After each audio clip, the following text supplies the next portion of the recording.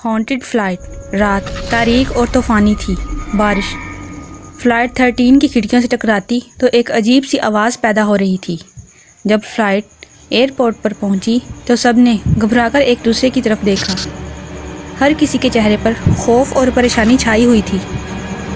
Flight attendant جلدی سے landing کے لیے تیار ہوئے۔ یہ ایئرپورٹ عام ایئرپورٹس کی طرح نارمل جگہ نہیں تھی۔ یہاں سے آئے دن کوئی نہ کوئی پراسرار طریقے سے غائب ہو جاتا تھا۔ جیسے ہی جہاز نیچے آیا تو مسافروں پر عجیب قسم کا خوف چھا گیا تھا، کیونکہ یہ زمین خود میں بہت سے پراسرار راز سمیٹے ہوئے تھی۔ سارا ایک ینگ لڑکی تھی جو فلائٹ 13 کے مسافروں میں سے تھی۔ اس کے یہاں آنے کی ایک وجہ تھی، ایک تاریک اور خوفناک راز جس نے اسے ویران اور پراسرار قسم کے ایئرپورٹ پر پہنچایا تھا۔ اس کا ہاتھ کانپنے لگا جب اس نے اپنی جڑواں بہن ایملی کی تصویر پکڑی، جو 5 سال پہلے پراسرار طریقے سے اسی ایئرپورٹ پر غائب ہوئی تھی، جس کا آج تک کچھ پتہ نہ چلا تھا۔ سارا کا دل زوروں سے دھڑک رہا تھا جب وہ ہوائی جہاز سے نیچے اتری۔ اس کا سامنے کا ٹرمینل تاریکی میں ڈوبا ہوا تھا اور ٹوٹی پھوٹی دیواریں ویرانی کو ہوا دے رہی تھی۔ ہوائی اڈے کا ہلچل مچا دینے والا ماحول اب تاریکی میں ڈوبا ہوا تھا۔ سارا اپنی تفتیش میں اکیلی نہیں تھی۔ اس نے ایک انویسٹیگیٹر گروپ سے بھی رابطہ کیا تھا، جن کا خیال تھا ایملی کی گمشدگی کا تعلق اسی ہوائی اڈے سے تھا۔ عجیب و غریب واقعات کی کہانیاں اور بھوت پریت کی باتیں جو برسوں سے ہوائی اڈے کو پریشان کر رہی تھیں، وہ سب نے سنی تھی۔ سارا ان کے ساتھ جاتے ہوئے پریشانی کو محسوس کر سکتی تھی جو سب کے چہرے پر تھی۔ تفتیش کار سارا کو ایک چھوٹے سے کمرے میں لے گئے۔ دیواروں کو نقشوں، تصویروں اور نیوز پیپر کے ٹکڑوں سے بھر رکھا تھا۔ اس گروپ کے رہنما ڈاکٹر لارنس نے وضاحت کی کہ وہ برسوں سے اس ہوائی اڈے کی تاریخ کا مطالعہ کر رہے ہیں۔ ڈاکٹر لارنس کے مطابق ہوائی اڈا ایک پرانے قبرستان پر تھا۔ ہوائی اڈے کی تعمیر نے مرے ہوئے لوگوں کی روحوں کو پریشان کیا تھا۔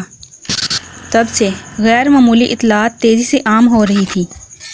اپنی بہن کو تلاش کرنے کے لیے سارا نے اپنے خوف پر قابو پا لیا۔ اس نے اپنی بہن کو تلاش کرنے کے لیے تفتیش کاروں کے ساتھ جانے کا فیصلہ کیا۔ اس لاوارث ٹرمینل کی تلاشی کرتے کرتے گھنٹوں گزر گئے۔ انہیں خالی کمروں اور بسیدہ فرنیچر کے سوا کچھ نہیں ملا۔ جیسے ہی سارا نے امید کھونی شروع کی، ایک ٹھنڈک سا احساس محسوس کیا۔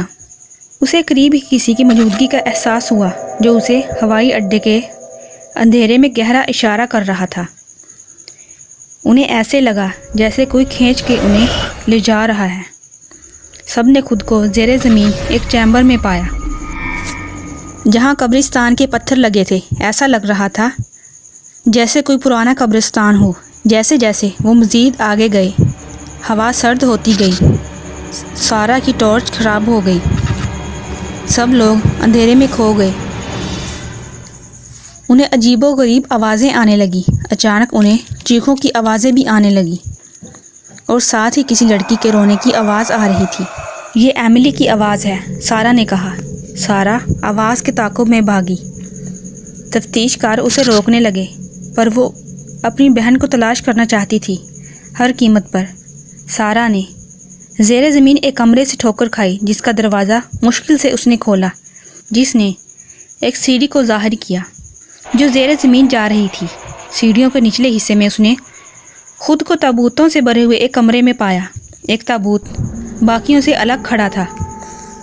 اس کا ڈھکن پھٹا اور ٹوٹ گیا۔ سارا ڈرتے ہوئے اس کے قریب پہنچی اور اندر جھانکا۔